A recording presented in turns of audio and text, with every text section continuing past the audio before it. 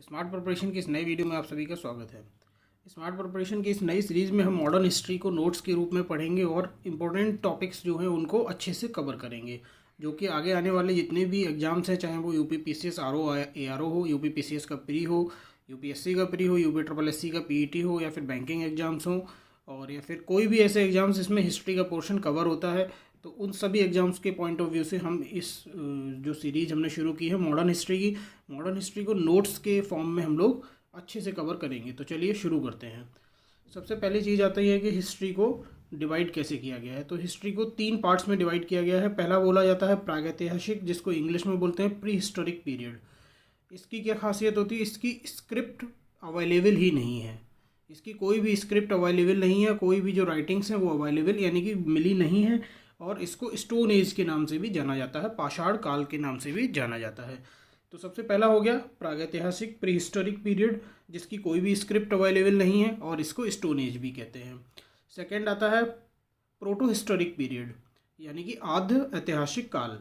इसकी लिपि जो स्क्रिप्ट है वो अवेलेबल तो है, वो मिली तो है, लेकिन उसको पढ़ा नहीं जा सका है। जो स्क्रिप्ट है उसको पढ़ा नहीं जा सका है। तो इस तरीके से ये सेकेंड पार्ट हो जाता है। इसको बोलते हैं प्रोटो हिस्टोरिक पीरियड। इसकी स्क्रिप्ट है लेकिन इसको पढ़ा नहीं जा सका है। पहला हमारा था प्रागैतिहासिक प्री हिस्टोरिक, जिसकी स्क्रिप्ट ही अवेलेबल नहीं थी और इसको स्टोन एज भी कहते थे। सेकेंड है प्रोटो हिस्टोरिक, इसकी जो स्क्रिप्ट है वो तो अवेलेबल है लेकिन उसको पढ़ा नहीं जा सका है। नेक्स्ट आता है हिस्टोरिक पीरियड, जिसको कि ऐतिहासिक काल बोलते हैं। इसमें जो स्क्रिप्ट मिली है उसको पढ़ा भी गया है और उसके मतलब भी निकाले गए हैं, यानी कि रीडेबल स्क्रिप्ट, लिपि जिसे पढ़ा जा सका है। और इसको 3 भागों में बांटा गया है। सबसे पहला भाग इसका जो है वो है प्राचीन इतिहास, जिसको कि एंशिएंट हिस्ट्री बोलते हैं, जो कि 600 बीसी से लेके 712 एडी तक माना जाता है। डिवाइड किया गया है इसको। सेकंड आता है मध्यकालीन इतिहास, जिसको कि मिडाइवल हिस्ट्री बोलते हैं इंग्लिश में, और जो इसका पीरियड है वो 712 एडी से 1707 एडी तक है। नेक्स्ट आता है थर्ड पार्ट इसका, जिसको कोई हम इस वीडियो में इस सीरीज़ में कवर कर रहे हैं, वो है आधुनिक इतिहास, यानी कि मॉडर्न हिस्ट्री, जो कि 1707 एडी से 1947 एडी तक मानी जाती है। तो सबसे पहले देखते हैं इस मॉडर्न हिस्ट्री में जो यूरोपीय कंपनी थी, यूरोपियन कंपनीज जो थी वो इंडिया में किस सीरियल में आई थी। यूरोपीय कंपनियों का भारत आगमन, serial of arrival of European company in India. तो सबसे पहले आई थी पुर्तगाली कंपनी, जिसको कि पुर्तगीज़ बोलते थे इंग्लिश में, और ये 1498 में ये इंडिया आई थी। सबसे पहले पुर्तगाली आए। सेकंड नंबर पे डच आए थे, इनको ये 1605 में 1605 में आए थे। थर्ड नंबर पे इंग्लिश यानी कि अंग्रेज आए थे और ये 1608 में आए थे। चौथे नंबर पर डेनिश, जो कि डेनमार्क के निवासी थे, और ये 1620 में आए थे। पाँचवें नंबर पे फ्रांसीसी आए थे, फ्रेंच, जो कि सबसे बाद में आए थे 1668 में। तो ये तो हो गया जो यूरोपीय कंपनीज भारत में आई थी उनका सीरियल क्या है। लेकिन ये जो कंपनीज थी इनकी जो इस्टेब्लिशमेंट हुआ, इनकी जो स्थापना हुई, वो इस क्रम में नहीं हुई थी। तो वो किस क्रम में हुई थी वो हम देखते हैं, यूरोपीय कंपनियों की स्थापना का क्रम। एग्जाम्स में इस दो टाइप के क्वेश्चंस में काफ़ी कंफ्यूज करते हैं। एक तो भारत आने का क्रम और दूसरा है स्थापना का क्रम। तो सबसे पहले पुर्तगाली भारत आए थे, ये हमने देखा अभी पहले, और इसके साथ ही पुर्तगाली ही सबसे पहली कंपनी थी जो इस्टेब्लिश की गई थी 1498 में। इसका नाम था एस्तादो द इंडिया। दूसरे नंबर पर जो इस्टेब्लिश हुई थी वो इंग्लिश कंपनी इस्टेब्लिश हुई थी 1600 ईस्वी में, और ये ब्रिटिश ईस्ट इंडिया कंपनी के नाम से इस्टेब्लिश हुई थी। थर्ड नंबर पे डच इस्टेब्लिश हुई थी 1602 में, वेरिंगदे ओस्ट इंडिशे कंपनी के नाम से डच कंपनी थी, ये 1602 में हुई थी। फोर्थ नंबर पर डेनिश कंपनी जो थी उसको इस्टेब्लिश किया गया था 1616 में, इसको डेनिश ईस्ट इंडिया कंपनी बोलते थे। और जो फिफ्थ नंबर पर लास्ट, यानी कि लास्ट में आने वाले और लास्ट में इस्टेब्लिश होने वाले तो सेम है, फ्रांसीसी है 1664 में, और इसको फ्रांसीसी कंपनी बोलते थे। तो हमने देखा कि जो इंडिया आने का क्रम है वो अलग है, और जो कंपनियों की स्थापना का इस्टेब्लिशमेंट का क्रम है वो अलग है। इंडिया आना और इस्टेब्लिशमेंट में पहले नंबर पर पुर्तगाली ही है, और लास्ट नंबर पर फिफ्थ नंबर पर फ्रांसीसी ही है। बीच वाले जो नंबर्स हैं सेकंड, थर्ड एंड फोर्थ में, इसमें जो क्रम है, जो सीरियल है वो चेंज हुआ है। आगे देखते हैं। ये जो यूरोपीय कंपनीज थी इनको भारत में आने के क्या क्या रीजंस थे। Reason for arrival of European companies in India, क्या क्या कारण थे जो ये इंडिया आए थे। सबसे जो मेन कारण था वो था स्पाइस का ट्रेड, मसाला का व्यापार करना। इंडिया में अच्छे मसाले पाए जाते थे, अच्छे मसालों का उत्पादन प्रोडक्शन होता था और उससे वो अच्छी खासे फ़ायदा कमाते थे। तो इसलिए उसके बिज़नेस के लिए, ये मसालों के बिज़नेस के लिए मेनली भारत आए थे। ये तो मेन रीज़न था।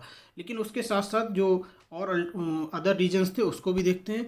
रेनेसा इन यूरोप, यूरोप में पुनर्जागरण हुआ था। उस पुनर्जागरण के फलस्वरूप जो मानवतावादी विचार था वो बढ़ा था। साइंटिफिक इन्वेंशंस हुए थे, ये काफ़ी मोस्ट इम्पोर्टेंट है कि साइंटिफिक इन्वेंशंस हुए थे। इसके कारण और ज़्यादा यूरोपीय कंपनी थी वो भारत आई थी। और रिलीजियस रिफॉर्म्स हुए थे। और जो मसाला का व्यापार का जो रास्ता था वो ब्लॉक कर दिया गया था। अरबिक कंट्रीज थे, अरबी जो देश थे उनके नियंत्रण में आ गया था। ये भी एक कारण रहा था। अब देखते हैं जो वैज्ञानिक आविष्कार हुए थे उसकी वजह से क्या अफेक्ट हुआ। वैज्ञानिक आविष्कारों के कारण नए नए यंत्र बनाए गए, नई नई मशीन बनाई गई और नए नए जहाज बनाए गए, जिससे कि नए नए समुद्री मार्गों की खोज भी की गई। तो ये मेन कारण बना साइंटिफिक इन्वेंशन। तो जो नई समुद्री खोज हुई, नई मार्गों की खोज हुई, नए रास्तों की खोज हुई, उससे क्या क्या और कब कब खोजा गया। सबसे पहले देखते हैं, ब्राज़ील को खोजा कैरबल ने। ये पुर्तगाल के निवासी थे कैब्रल, इन्होंने ब्राज़ील की खोज की थी। फिर 1492 में अमेरिका की खोज की थी कोलंबस ने, और ये कोलंबस स्पेन के निवासी थे। 1498 में भारत की खोज की थी वास्को डी गामा ने। फिर ऑस्ट्रेलिया की खोज की थी कुक ने, और ये ब्रिटेन के निवासी थे। फिर न्यूजीलैंड और तस्मानिया की खोज की थी तस्मान नामक व्यक्ति ने, और ये हॉलैंड का निवासी था। तो इस तरीके से हमने देखा कि मेन रीजन्स क्या क्या थे और कैसे कैसे नई कंट्रीज़ का डिस्कवर किया। अब इस मैप के माध्यम से हम लोग देख सकते हैं कि यहाँ पर पुर्तगाल है। पुर्तगाली सबसे पहले आए थे ना, हमने देखा कि पुर्तगाली सबसे पहले आए थे। अब यहाँ पुर्तगाल से ये वाला जो री था अरबिक सी था, ये अरबिक वे था। अभी हमने देखा कि अरबिक नियंत्रण की ये जो मसाला व्यापार का रास्ता था ये अरब देशों के नियंत्रण में आ गया था। तो इसलिए इन्होंने नए मार्ग की खोज की यहाँ से होते हुए, और ये अफ्रीका के नीचे से होते हुए यहाँ पर केप ऑफ गुड होप है, यहाँ से होते हुए तब इंडिया पहुँचे थे। वैसे तो ये सीधा रास्ता यहाँ था, लेकिन ये अरब देशों के नियंत्रण में आ गया था और यहाँ से जाना इनके लिए मुश्किल था। तो इन्होंने नए मार्गों की खोज की थी। नए मार्गों की खोज करते करते वो इंडिया आ पहुँचे थे। आगे देखते हैं पुर्तगालियों के बारे में। सबसे पहली कंपनी जो थी, पहले व्यक्ति जो थे, पहले देश के निवासी जो थे वो थे पुर्तगाली, जो कि 1498 में भारत में आए थे और 1961 में भारत से गए थे। तो इनके बारे में जो सबसे मोस्ट इम्पोर्टेंट फैक्ट है वो ये है कि ये सबसे पहले आए थे और सबसे बाद में गए थे। मोस्ट इम्पोर्टेंट फैक्ट है ये। पुर्तगाली जो थे वो 1498 में आए थे और 1961 में गोवा छोड़ के गए थे, यानी कि स्वतंत्रता के बाद भी ये लोग रहे थे। तो ये सबसे पहले आए और सबसे बाद में गए। सेकेंड पॉइंट आता है कि इसका जो पुर्तगाली राजकुमार था उसका नाम था हेनरी द नेविगेटर। इन्होंने जो पहला प्रयास किया था वो 1487 में किया था। बार्थोलोमो डियाज ये व्यक्ति थे, इन्होंने केप ऑफ गुड होप से होता हुआ भारत आने का प्रयास किया था, लेकिन ये असफल रहे थे। सेकेंड अटेम्प्ट जो था, दूसरा प्रयास जो था वो 1498 में वास्को डिगामा ने किया था, और ये अफ्रीका के केप ऑफ गुड होप से होता हुआ भारत के कालीकट तट पर पहुंचा था। ये भी इम्पोर्टेंट है, कई बार एग्जाम्स में पूछा जाता है कि जो पुर्तगाली यात्री था वास्को डिगामा वो भारत में कहाँ पर पहुंचा था। तो ये भारत के कालीकट तट पर पहुंचा था। इसका जो सहायक था वो गुजराती यात्री था जिसका नाम था अहमद इब्न मजीदी। जो ये वास्को डिगामा थे इनका सहायक था अहमद इब्न मजीदी। और उस टाइम पर जो कालीकट का शासक था उसका नाम भी एग्जाम्स में पूछा जाता है, वो है जमोरिन। जमोरिन उस टाइम पे कालीकट का शासक था और उसने वास्को डिगामा का स्वागत किया था। पुर्तगालियों ने जो पहला केंद्र बनाया था, यानी कि बिजनेस का अपना पहला सेंटर बनाया था, वो बनाया था कोचीन में केरल में 1503 में। दूसरा बनाया था कुन्नूर केरल में 1505 में। पहला गवर्नर जो था पुर्तगालियों का वो था फ्रांसिस्को डी अल्मीडा। भारत में शासक उस टाइम पर कहाँ, मतलब जगह जगह पे भारत में अलग अलग शासक हुआ करते थे। तो दिल्ली में सिकंदर लोदी का शासन था, विजयनगर में नरसिंह राव द्वितीय का शासन था, और गुजरात में महमूद बेगड़ा का शासक था। तो इस तरीके से पुर्तगालियों के बारे में जो इंपॉर्टेंट फैक्ट्स थे वो हमने देखे इसमें। और उसके बाद आता है कि पुर्तगाली गवर्नर कौन कौन हुए, उनकी क्या क्या विशेषताएँ हुई। तो पुर्तगाली गवर्नर जो थे, सबसे पहला फ्रांसिस्को डी अल्मीडा था, अल्फांसो डी अल्बुकुर्क था, और नीना डी कुन्हो था। तो ये इंपॉर्टेंट गवर्नर्स थे। ये पहला गवर्नर था फ्रांसिस्को डी अल्मीडा। 1505 में ये इसका आगमन हुआ। और एग्जाम के पॉइंट ऑफ व्यू से मोस्ट इंपॉर्टेंट है ये ब्लू वाटर पॉलिसी। एग्जाम्स में पूछा जाता है कि नीले जल या फिर शांत जल की नीति, या फिर इंग्लिश में ब्लू वाटर पॉलिसी, ये किसकी थी। तो ये फ्रांसिस्को डी अल्मीडा की थी। नेक्स्ट आता है अल्फांसो डी अल्बुकुर्क, ये सेकंड गवर्नर थे। भारत में पुर्तगाली शक्ति का वास्तविक संस्थापक इन्हीं को माना जाता है। अल्फांसो डी अल्बुकुर्क को भारत में पुर्तगाली शक्ति का वास्तविक संस्थापक माना जाता है, तो ये भी काफ़ी इंपॉर्टेंट पॉइंट हो जाता है। इन्होंने होमोर्ज को जीता, मलास्का को जीता, वो मलमका को जीता और गोवा को जीता। और बीजापुर के जो शासक थे यूसुफ शाह, उनका शासन हुआ करता था गोवा पे, तो उनसे उन्होंने गोवा को जीता था। इन्होंने कोचीन को अपने बिजनेस का सेंटर बनाया था और इन्होंने भारतीय महिलाओं के साथ विवाह की नीति अपनाई थी और इन्होंने सती प्रथा को रोकने का प्रयास भी किया था अल्बुकर्क ने। ये जो सेकंड गवर्नर थे। थर्ड गवर्नर के बारे में बात करते हैं नीनो डी कुन्हा। इन्होंने गोवा को राजधानी बनाया था अपना, तो ये भी काफ़ी इंपॉर्टेंट पॉइंट है कि गोवा को राजधानी बनाने वाला पुर्तगाली गवर्नर कौन था, तो ये था नीनो डी कुन्हा। और इन्होंने हुगली और सेंट थोमे में बस्ती बसाई थी। हुगली है कलकत्ता में, सेंट थोमे में इन्होंने बस्ती बसाई थी। और इन्होंने वसीन और दीव, ये दो द्वीप हुआ करते थे, इन पर भी अधिकार कर लिया था। उस टाइम पर जो बहादुर शाह था, जो गुजरात का शासक, और उसकी मृत्यु भी इन्हीं के शासनकाल में हुई थी, इस गवर्नर के टाइम पे हुई थी, नीना डी कुन्हो के नाम पे टाइम पे। आगे देखते हैं भारत में पुर्तगालियों का आखिर योगदान क्या क्या रहा है। ये भी एग्जाम्स में कई बार पूछा जाता है। तो सबसे पहली प्रिंटिंग प्रेस पुर्तगालियों ने लगाई थी। फर्स्ट प्रिंटिंग प्रेस पुर्तगालियों ने लगाई थी गोवा में 1556 में, 1556 में। तो ये तो काफ़ी इंपॉर्टेंट योगदान है। सेकंड है कि क्रॉप्स, आखिर क्या क्या फसलें वो पुर्तगाली भारत लेके आए थे। तो ये तंबाकू, लाल मिर्च, पपीता, आलू, मक्का, टमाटर, कहवा, अमरूद, अनानास और अल्फांसो आम। तो ये जो फसलें थीं ये पुर्तगाली भारत लेके आए थे। तो इम्पोर्टेंट आप इसमें से याद रख सकते हैं, जैसे तंबाकू हुआ, आलू हुआ, मक्का हुआ, कॉफ़ी जो है कहवा हुआ, अनानास हुआ, अमरूद। तो ये जो इम्पोर्टेंट फसलें थीं ये एग्जाम्स में पूछी जाती हैं कि तंबाकू को भारत लाने वाले कौन से विदेशी लोग थे, तो वो थे पुर्तगाली। नेक्स्ट आता है कि इन्होंने जहाज़ निर्माण की कला भारत में डेवलप की थी। इन्होंने शिप बिल्डिंग आर्ट को इंडिया में इंट्रोड्यूस किया था और शिप्स का मैन्युफैक्चरिंग शुरू कराई थी। नेक्स्ट आता है इन्होंने क्रिश्चियनिटी यानी कि ईसाई धर्म का प्रचार प्रसार किया था। इन्होंने पहले चर्च की स्थापना की थी 1510 में, जिसको कि सेंट थॉमस चर्च बोलते हैं, केरला में जो है 1510 में। और इसकी जो आर्किटेक्चर थी उसको बोलते थे गोथिक आर्किटेक्चर।